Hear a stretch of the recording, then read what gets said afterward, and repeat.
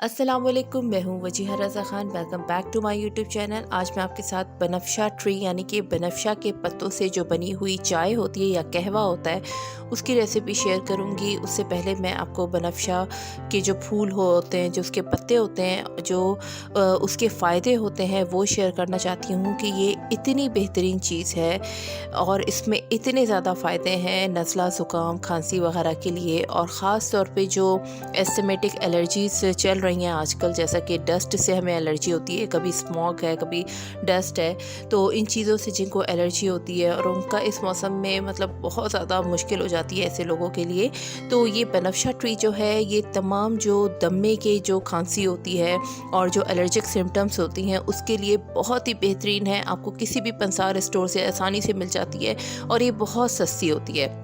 आपको 50 या 100 रुपीस में जो है काफ़ी सारी मिल जाती है।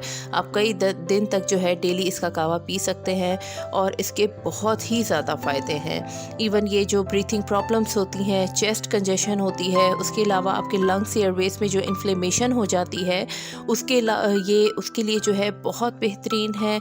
और जो डस्ट डैमेज लंग्स होते हैं, मतलब जो लोग बहुत ज़्यादा गर्द आलूद जो जहाँ पे बहुत ज़्यादा मिट्टी या डस्ट वगैरह जैसे होती है उस तरह के एरियाज़ में रहते हैं, तो अक्सर ये होता है कि उनके लंग्स बिल्कुल डैमेज हो जाते हैं और उनको सांस की बहुत तकलीफ़ होने लग जाती है।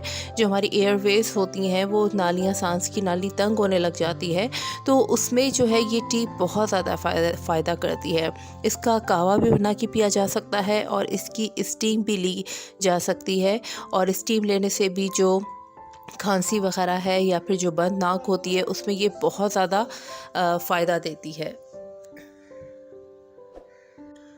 तो आजकल का सीज़न ऐसा जा रहा है, कहीं पे बहुत ज़्यादा मतलब डस्ट, इतना ज़्यादा एयर पोल्यूशन है, तो उसमें एक दफ़ा इसको आप ज़रूर ट्राई करके देखें। आपको इतना ज़्यादा फ़ायदा होगा। छोटे बच्चों को भी दिया जा सकता है, मैंने अपने बच्चों को पिलाया। इसका टेस्ट भी बहुत अच्छा होता है, तो इसलिए इसको कोई भी इस्तेमाल कर सकता है। नुकसानात ज़ाहिर है कि हर्बल टी है, कोई इसके नुकसानात नहीं है। कुछ होते हैं हर्बल टीज़ के भी नुकसानात होते हैं, लेकिन इसके कोई नुकसानात नहीं है बिल्कुल भी। मैं इसको मतलब काफ़ी दिनों से अपने घर में इस्तेमाल कर रही हूँ।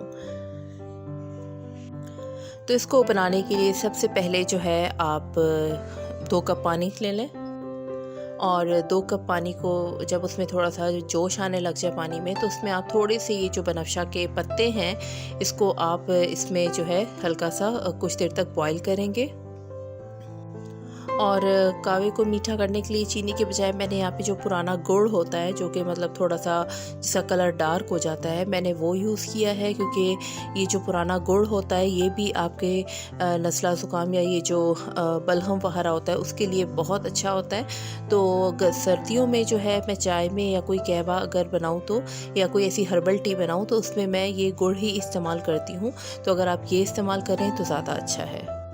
और फिर कुछ ही देर में जो है इसका कावा तैयार हो जाएगा। इसको ज़्यादा नहीं पकाना आपने, बस थोड़ा-सा इसको जब जोश आ जाए एकदम से इसका कलर चेंज हो जाएगा और फिर आपने इसको जो है इस्तेमाल करना है। दिन में 2 दफ़ा भी आप इसको इस्तेमाल कर सकते हैं। अगर रात को सोने से पहले आप इसको इस्तेमाल करें तो ये आपको बहुत फ़ायदा देगा। ये आपके मतलब जब आप रात को सोने से पहले 1 कप पी लेंगे तो ये आपके गले को भी काफ़ी सुकून मिलेगा। इससे आपके जो चेस्ट कंजेशन होगी उसमें भी आपको रिलीफ़ मिलेगा।